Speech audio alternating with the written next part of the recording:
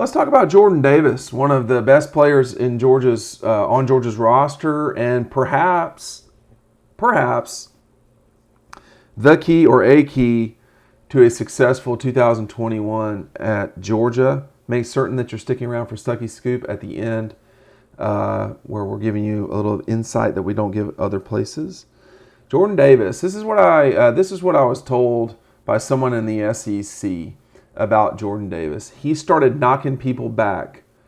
There you are trying to pull guys and you are getting blown up. It's hard to function as an offensive line when you have someone getting knocked back that much.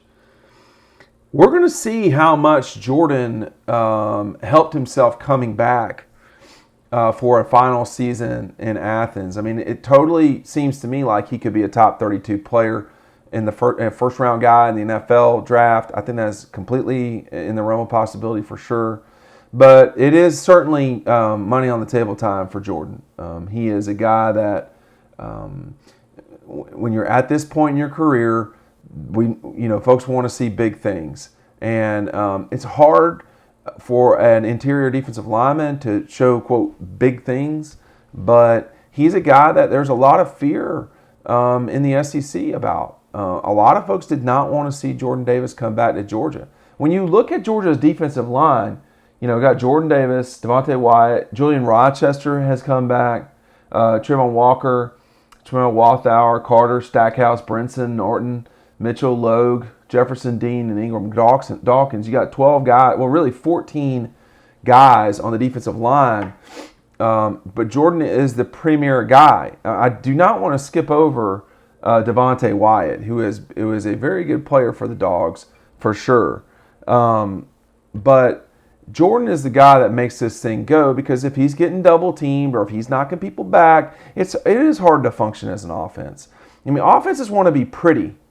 That we have become in college football modified 7-on-7, where you actually have to tackle a guy every now and then. I mean that's what college football has become.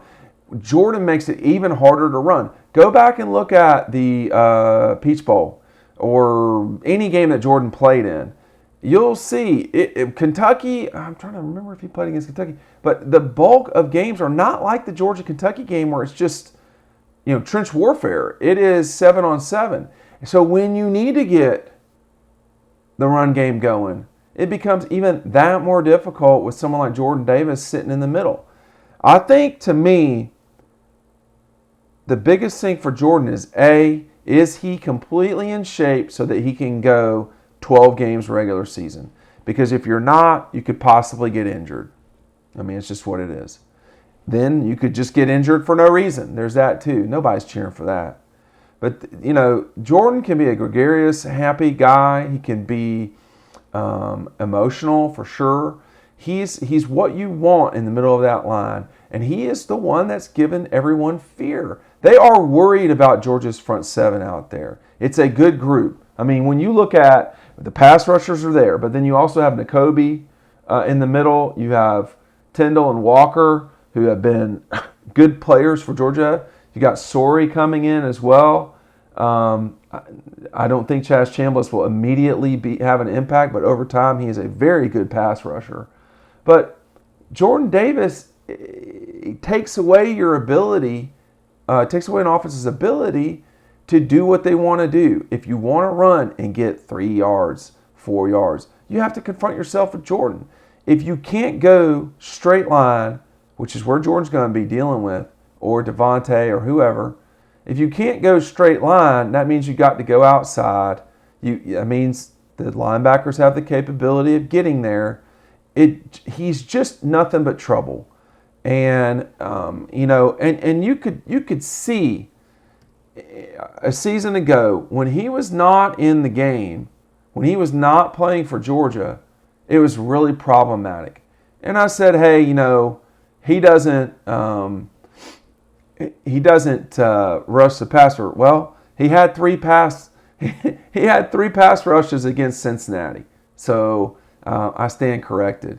But it's, looking back on this thing, he did not play against Florida. He did not play against South Carolina, which they didn't really need him to play. But that hurt them against Florida. I mean, Florida ran enough that, it was a problem for the Dogs. And then it was just that they needed to run enough. And I think with Clemson, it's the same situation. Clemson's going to get out there and play 7-on-7 ball. And God bless them. If I were them, I'd do the same thing. They do not have the running backs that they had, that's for sure. Excuse me. And now asking those guys to run through a defensive line that is featured with Jordan Davis is asking a lot. Georgia has been missing this piece of their puzzle for a long time. They have not had a Quentin Davis. They have not had the front that Clemson had. They have not had those guys. Now they might. They could come approach that. The defensive line I wouldn't compare them to the 16, Clemson line, but they're not bad. The front seven as a group, this is a really good front seven. But again, it's going back to Jordan. You've got 25 guys about that are in Georgia's front seven total. And I love Trayvon Walker. He's another problem for people too. But if Jordan's doing what he's supposed to do, everybody else is going to shine. And that's just all there is to it. He had 16 tackles last year, y'all. That's it. He has a sack against Cincinnati. But I'm going to tell you what, you could notice it. Against Alabama, you could notice what Jordan was doing. It was very problematic. He was a second-team All-American guy. And nose tackles don't grow on trees. 4 tackles and a pressure against Auburn. 3 solos against Cincinnati, one of which was a sack. He deflected a field goal against Cincinnati. He had 2 solo stops against Tennessee. You don't get a lot of solo tackles for the nose. Had 4 assists against Alabama. But again, he missed the Mississippi State game. He missed the Florida game. He missed Carolina. I do think the Florida game could have been tighter with Jordan in there. But you don't know what you don't know, and you can't be there. Then the Stuckey scoop for this guy is I go watch Zamir White. And again, y'all, it was the best high school game I'd ever seen from an individual player. It was amazing. Jordan Davis was playing offensive line for Mallard Creek.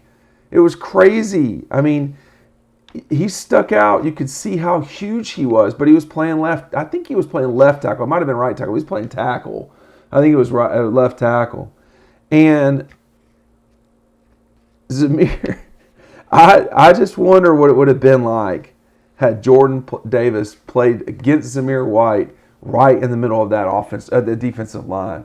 That would have been a lot more interesting to see. Zamir had like 13 touches for 300 yards. Y'all, it was amazing. But Jordan Davis was out there too. 2 North Carolina guys getting after it on an extremely muggy August night in 2000. I think it was 17 that they were playing against one another. And it was a sight to see. 2 extremely good players entering their last year at Georgia. They both have a lot to prove this fall. We'll see you over on Dog Post.